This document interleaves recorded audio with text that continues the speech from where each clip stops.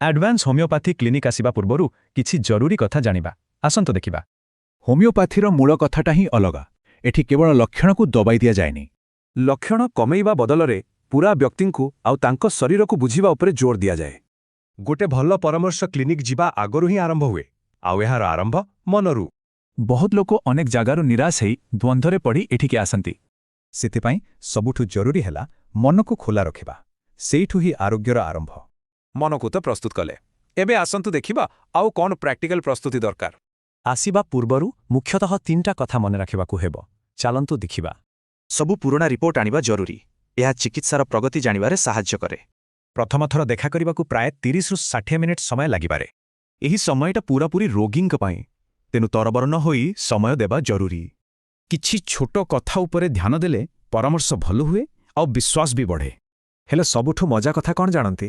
ଏଠି ରୋଗୀଙ୍କ ନିଜ କାହାଣୀ ବହୁତ ଗୁରୁତ୍ୱପୂର୍ଣ୍ଣ। ତେବେ କଥାବାର୍ତ୍ତା କେବଳ ଶରୀର ଭିତରେ ସୀମିତ ରହେନି, ଏହା ଆହୁରି ଗଭୀରକୁ ଯାଏ। ପିଲାଦିନ, ଡର, ନିଦ, ଏମିତି ଅନେକ କଥା।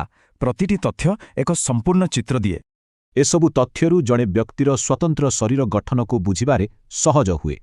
ଏହି ପ୍ରକ୍ରିୟା ହେଉଛି ଆରୋଗ୍ୟ ପାଇଁ ଏକ ମିଳିତ ଯାତ୍ରା। ଏଠି ବିଶ୍ୱାସ ହିଁ ମୂଳ। ଆମର ଲକ୍ଷ୍ୟ ହେଉଛି ବ୍ୟକ୍ତିଙ୍କୁ ଚିକିତ୍ସା କରିବା, ତାର ରୋଗକୁ ନୁହେଁ। ଏହା ହିଁ ଆମ ଦର୍ଶନ। ଏଠି ଜଣେ ବ୍ୟକ୍ତିକୁ ତାର ଭାବନା, ଅନୁଭୂତି ଆଉ ସ୍ୱାତନ୍ତ୍ରତା ସହ ଦେଖାଯାଇଥାଏ। ଆଉ ଯଦି କେହି କ୍ଲିନିକ୍ ଆସିପାରୁନାହାନ୍ତି, ତେବେ ଅନଲାଇନରେ ମଧ୍ୟ ପରାମର୍ଶ ନେଇପାରିବେ। ତେବେ ଏହି ଯାତ୍ରାର ଆରମ୍ଭ ହୁଏ ପ୍ରସ୍ତୁତି ଆଉ ଆଶାରୁ। ପ୍ରସ୍ତୁତ ହୋଇ ଆସିବା ଜରୁରୀ। ତେବେ ଶେଷ ପ୍ରଶ୍ନ ହେଉଛି, ଜଣେ ନିଜେ ସୁସ୍ଥ ହେବା ପାଇଁ ପ୍ରସ୍ତୁତ ତ? Visit Advanced Homeopathy Clinic, Soro.